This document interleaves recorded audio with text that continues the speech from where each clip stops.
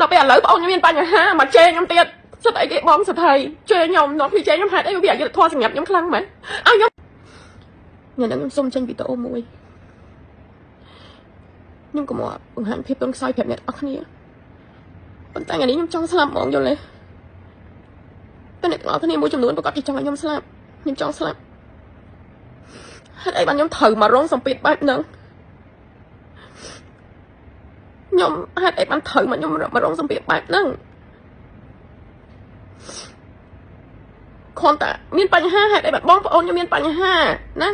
ហេតុអីបានមកត្រូវដាក់បន្ទុកលើខ្ញុំនាំគ្នាមកជេរខ្ញុំតែខ្ញុំខុសអីឥឡូវសួរថាខ្ញុំខុសអីខ្ញុំខិតខំរស់ស៊ីខ្ញុំខំប្រឹងប្រែងតាំងពីបាត់ដៃទៅទេរហូតម្ដងថ្ងៃនេះខ្ញុំខំប្រឹងឆ្ងាយកូនឆ្ងាយកូនឆ្ងាយអីដើម្បីអីគេខ្ញុំខំប្រឹងដើម្បីគ្រួសារអ្នកជេរខ្ញុំថាជួយបងប្អូនហ្នឹងអ្នកឯងដឹងអត់ថាខ្ញុំមានអារម្មណ៍បែបម៉េចហើយអ្នកទាំងអស់គ្នាមានដឹងថាខ្ញុំជួយយ៉ាងម៉េចអត់ឬមួយក៏អ្នកទាំងអស់គ្នាមួយចំនួនគ្រាន់តែមើលខាងក្រៅមើលសបកខាងក្រៅឲ្យតែអ្នកណាមានបញ្ហាអីមកជេរខ្ញុំត្រូវអត់កាលម្ដាយក្មេងខ្ញុំហូបបាយមួយទឹកត្រីក៏មកជេរខ្ញុំនិយាយតែខ្ញុំចាំតែខលរហូតនេះខ្ញុំចាំតែខលរហូតហេតុអីបើខ្ញុំត្រូវមកអញ្ចឹងខ្ញុំចាខ្ញុំអត់ចង់រស់ទៀតទេខ្ញុំនិយាយមែនណាហេតុអីបើខ្ញុំត្រូវមកទទួលបែបហ្នឹងខ្ញុំចង់និយាយអញ្ចឹងដល់ពេលឥឡូវបងខ្ញុំមានបញ្ហាមកជេរខ្ញុំទៀតសិតអីគេបងសិតហើយជេរខ្ញុំដល់ពីជេរខ្ញុំហេតុអីវាអយុត្តិធម៌សម្រាប់ខ្ញុំខ្លាំងមែនឲ្យខ្ញុំត្រូវធ្វើម៉េចឲ្យខ្ញុំត្រូវធ្វើម៉េចទៀតអ្នកទាំងអស់គ្នាមានដឹងអត់អ្នកទាំងអស់គ្នាស្គាល់គាត់អត់អ្នកទាំងអស់គ្នាមានដឹងរឿងនៅក្នុងហ្នឹងអត់ខ្ញុំអត់ចង់និយាយច្រើនទេអ្នកទាំងអស់គ្នាជួយស៊ើបមើលពីមុនមកវិញជួយស៊ើបមើលពីមុនមកវិញហេតុអីបើអ្នកទាំងអស់គ្នាធ្វើបានខ្ញុំម៉ែចង់ឲ្យខ្ញុំស្លាប់មែនហងថ្ងៃខ្ញុំអត់មានច្បាប់បំណុលណាគេទាំងអស់ខ្ញុំខំប្រឹងរស់ដោយខ្លួនឯងខ្ញុំចាំកូនខ្ញុំខំដើម្បីកូនខ្ញុំប៉ុន្តែហេតុអីបើអ្នកទាំងអស់គ្នាអត់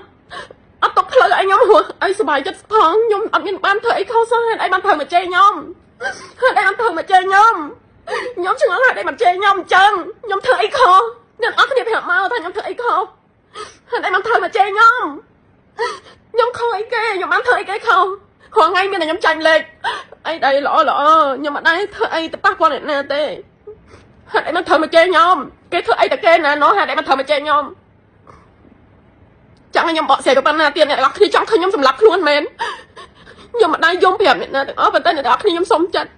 ចង់ឲ្យខ្ញុំរស់នៅអ្នកទាំងអស់គ្នាគួរស្វែងយល់ណាជាគៀងផ្ទះអ្នកណាភ្លឺផ្ទះអ្នកនឹងខ្ញុំជាមនុស្សយឹតយងបងប្អូនណា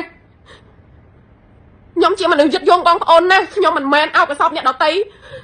អត់មើលបងប្អូនទេប៉ុន្តែអ្នកទាំងអស់គ្នាត្រូវដឹងថារឿងនៅក្នុងហ្នឹងវាមានរឿងអីអ្នកទាំងអស់គ្នាត្រូវដឹងទោះជាមានរឿងអីក៏ដោយក៏ខ្ញុំនៅតែជួយបងជួយប្អូនខ្ញុំដែរប៉ុន្តែខ្ញុំជួយតាមលទ្ធភាពដែលខ្ញុំអាចជួយបាន